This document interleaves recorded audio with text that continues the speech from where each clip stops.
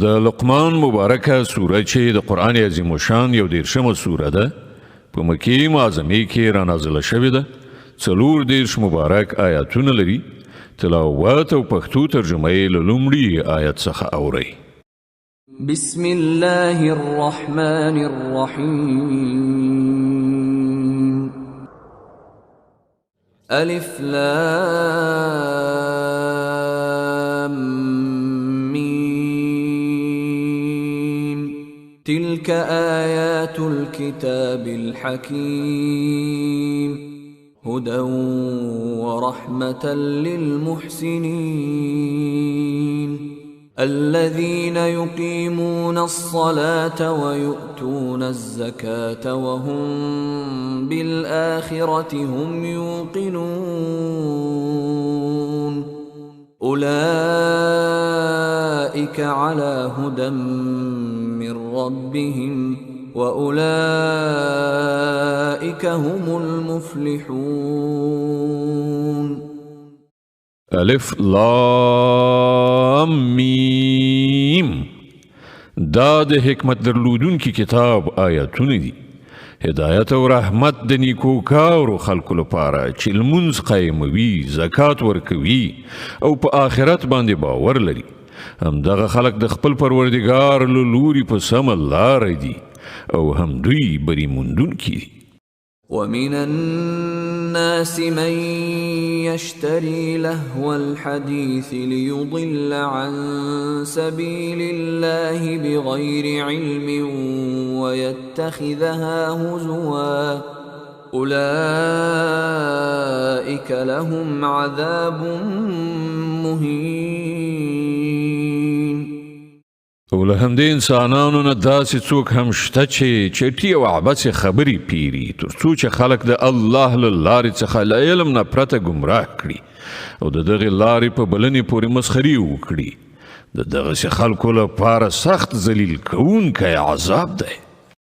وَإِذَا تُتْلَى عَلَيْهِ آيَاتُنَا وَلَّى مُسْتَكْبِرًا كَأَن لَّمْ يَسْمَعْهَا كَأَنَّ فِي أُذُنَيْهِ وَقْرًا فَبَشِّرْهُ بِعَذَابٍ أَلِيمٍ.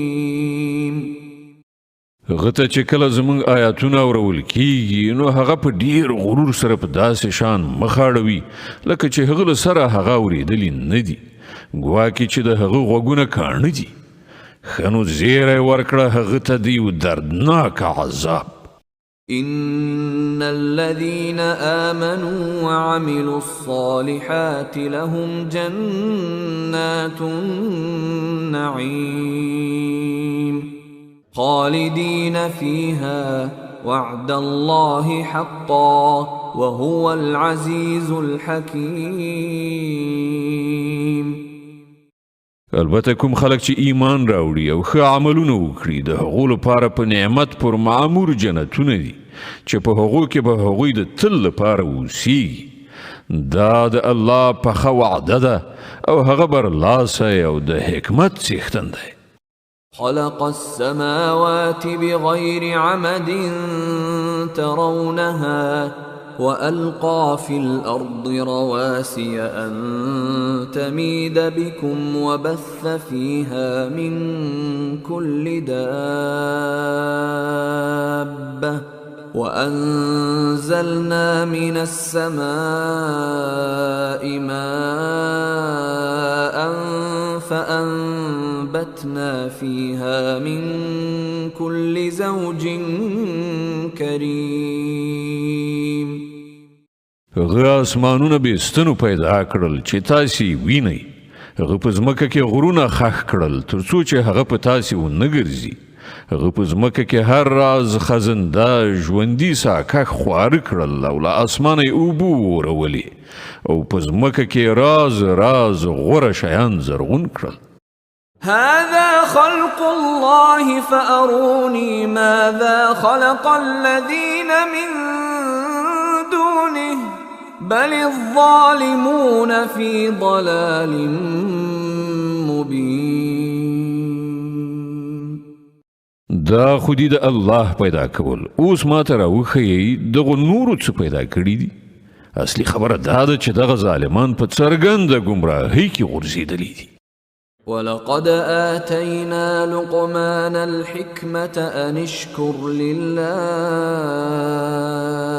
ومن يشكر فإنما يشكر لنفسه ومن كفر فإن الله غني حميد.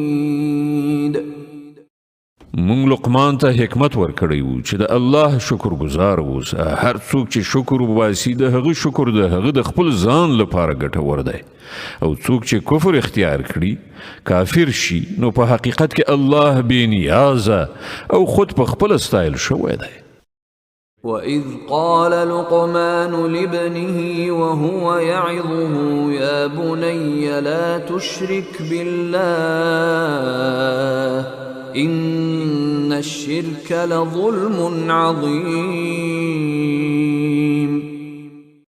یاد کړه هغه وخت چې لقمان خپل زوی ته نصیحت کاوه نو هغه وویل زویه له خدای سره څوک مه شریکوه، حق دا دی چې شرک ډیر لوی ظلم دی. ووصينا الإنسان بوالديه حملته أمه وهنا على وهن وفصاله في عامين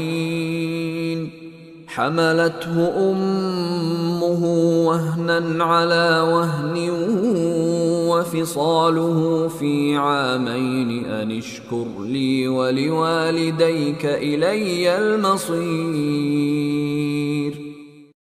او دا حقیقت دی چې موږ انسان ته د خپل مور او پلار د حق پیژندنې په خپله تاکید کړی دی. د هغه مور د کمزورۍ د پاسه کمزورۍ په حال کې هغه راخیستی په خپله ګېډه کې وساته او 2 کلونه یې په تی ورکولو ولګېدل. له همدې امله موږ هغه ته نصیحت وکړ چې زما شکر وکړه او د خپل مور او پلار شکر پر ځای کړه. همدا زما لوري ته ستاسې راګرځېدل دي. وَإِن جَاهَدَاكَ عَلَىٰ أَن تُشْرِكَ بِي مَا لَيْسَ لَكَ بِهِ عِلْمٌ فَلَا تُطِعْهُمَا وَصَاحِبْهُمَا فِي الدُّنْيَا مَعْرُوفًا وَاتَّبِعْ سَبِيلَ مَنْ أَنَابَ إِلَيَّ ثم إلي مرجعكم فأنبئكم بما كنتم تعملون.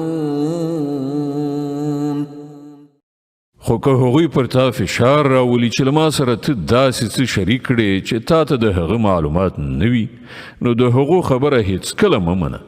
په دنیا کې له هغو سره غوره چارچلند کوه، خو پیروي د هغه چا د لارې وکړه چې هغه زموږ لوري ته رجوع کړې ده. بیا ستاسې ټولو راګرځېدل همدا زموږ لوري ته دي. په هغه وخت کې به زه تاسې ته دروښیم چې تاسې څنګه عمل کوو. يا بني إنها إن تك مثقال حبة من خردل فتكن في صخرة أو في السماوات أو في الأرض يأت بها الله إن الله لطيف خبير. او لقمان ویلی و چې زوی کیا یو شی که د خردل یعنی د اوری د دانې په اندازه هم وي او د کوم لوی غره د تیږې په منځ کې یا په آسمانونو یا ځمکه کې چیرته پټ شوی وي الله به هغه راوباسي. بېشکه چې الله په دقیقو او پټو چارو باندې خبر او پوه دی. يا بني أقم الصلاة وأمر بالمعروف وانه عن المنكر واصبر على ما أصابك إن ذلك من عزم الأمور. زوی کیا المنځ قایم کړه، په نیکۍ امر وکړه، له بدۍ نه منع وکړه او هر مصیبت چې در باندې راشي ور باندې صبر وکړه. دا هغه خبرې دي چې د هغو ډیر تاکید کړی شوی دی. ولا تصعر خدك للناس ولا تمش في الأرض مرحا إن الله لا يحب كل مختال فخور. او له خلکو سره په مخ اړولو خبرې مه کوه، په ځمکه په خیال مزه. الله هیڅ یو په ځان مین او ویاړ ښکاره کوونکی انسان نه خوښوي. واقصد في مشيك واغضض من صوتك إن أنكر الأصوات لصوت الحمير. په خپل تک یې میانه روي غوره کړه او خپل غږ لږ ټیټ کړه. له ټولو اوازونو څخه ډیر بد اواز د خرو وي. ألم تروا أن الله سخر لكم ما في السماوات وما في الأرض وأسبغ عليكم نعمه ظاهرة وباطنة ومن الناس من يجادل في الله بغير علم ولا هدى ولا كتاب منير. ایا تاسې نه وینئ چې الله د ځمکې او د اسمانونو ټول شیان ستاسې لپاره مسخر کړي دي او خپل ښکاره او پټ نعمتونه پر تاسې تمام کړي دي؟ خو حال دا دی چې له انسانانو څخه ځینې خلک دي چې د الله په باب شخړې کوي، بې له دې چې له هغوی سره څه علم وي یا هدایت یا کوم روښنایي ښودونکی کتاب. وَإِذَا قِيلَ لَهُمُ اتَّبِعُوا مَا أَنزَلَ اللَّهُ قَالُوا بَلْ نَتَّبِعُ مَا وَجَدْنَا عَلَيْهِ آبَاءَنَا أَوَلَوْ كَانَ الشَّيْطَانُ يَدْعُوهُمْ إِلَى عَذَابِ السَّعِيرِ. او کله چې هغو ته ویل کېږي چې د هغه شي پیروي وکړئ چې الله نازل کړی دی، نو وایي چې موږ خو به د هغه شي پیروي کوو چې پر هغه باندې زموږ پلرونو نیکونو عمل کړی دی. آیا دوی د همغو پیروي کوي اگر که شیطان د لمبه وهونکي اور خواته بولي هم؟ ومن يسلم وجهه إلى الله وهو محسن فقد استمسك بالعروة الوثقى وإلى الله عاقبة الأمور. هر څوک چې ځان الله ته وسپاري او هغه نیکو کار وي، هغه په واقع کې یوه د اعتماد وړ آسره ونیوله او د ټولو چارو وروستۍ پرېکړه یوازې د الله په لاس کې ده. ومن كفر فلا يحزنك كفره إلينا مرجعهم فننبئهم بما عملوا إن الله عليم بذات الصدور. اوس چې څوک کافر کیږي نو د هغو کفر د تا په خفګان کې وانه چوي. د هغو بیرته راتګ همدا زمونږ په لوري دی. بیا به موږ هغو ته وښیو چې هغوی له څه عمل سره راغلي دي. په باوري ډول الله ان د سینو په پټو رازونو باندې پوهیږي. نمتعهم قليلا ثم نضطرهم إلى عذاب غليظ. موږ د لږ وخت لپاره هغو ته په دنیا کې د خوند اخیستلو موقع ورکوو، بیا به هغوی بېوسې کړو، د یو سخت عذاب لوري ته به یې راوکاږو. ولئن سألتهم من خلق السماوات والأرض ليقولن الله قل الحمد لله بل أكثرهم لا يعلمون. که ته له دوی نه پوښتنه وکړې چې ځمکه او اسمانونه چا پیدا کړي دي، نو دوی به ارومرو وایي چې الله. ووایه ثنا ستاینه الله لره ده، خو له دوی څخه زیاتره کسان نه پوهیږي. لله ما في السماوات والأرض إن الله هو الغني الحميد. په اسمانونو او ځمکه کې چې هر څه دي د همغه الله دی. بېشکه الله بې نیاز او خود په خپله ستایل شوی دی. ولو أن ما في الأرض من شجرة أقلام والبحر يمده من بعده 7 أبحر ما نفدت كلمات الله إن الله عزيز حكيم. په ځمکه کې چې څومره ونې دي که هغه بوټي قلمونه شي او سمندر مشواڼۍ شي چې هغه ته نور سمندرونه سیاهي برابره کړي بیا به هم د الله خبرې په لیکلو پای ته ونه رسیږي. بېشکه الله برلاسی او د حکمت څښتن دی. ما خلقكم ولا بعثكم إلا كنفس واحدة إن الله سميع بصير. ستاسې ټولو انسانانو پیدا کول او بیا دوهم ځل ژوندي کول خو د هغه لپاره داسې دي لکه د یو ساکښ پیدا کول او بیا ژوندي کول. حقیقت دا دی چې الله د هر څه اوریدونکی او لیدونکی دی. ألم تر أن الله يولج الليل في النهار ويولج النهار في الليل وسخر الشمس والقمر كل يجري إلى أجل مسمى وأن الله بما تعملون خبير.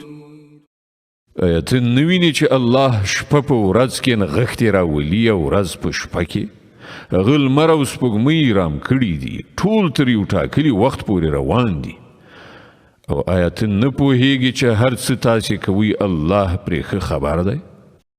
ذلك بأن الله هو الحق وأن ما يدعون من دونه الباطل وأن الله هو العلي الكبير. دا هر څه له دې عمله دي چې یوازې الله حق دی او له هغه پرته چې دغه خلک کوم نور شیان بولي هغه ټول باطل دي او له دې عمله چې یوازې الله د لوړې مرتبې خاوند دی. ألم تر أن الفلك تجري في البحر بنعمة الله ليريكم من آياته إن في ذلك لآيات لكل صبار شكور. آیت نویني چې په سمندر کې کشتۍ د الله په فضل سره چلیږي تر څو چې هغه تاسې ته خپلې ځینې نښانې دروښیي. په حقیقت کې په دې کې ډېرې نښانې دي د هر هغه چا لپاره چې صبر او شکر کوونکي وي. وإذا غشيهم موج كالظلل دعوا الله مخلصين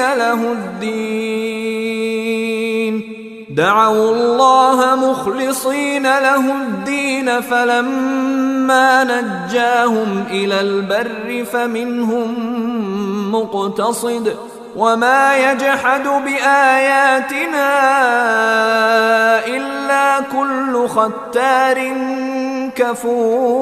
كفور.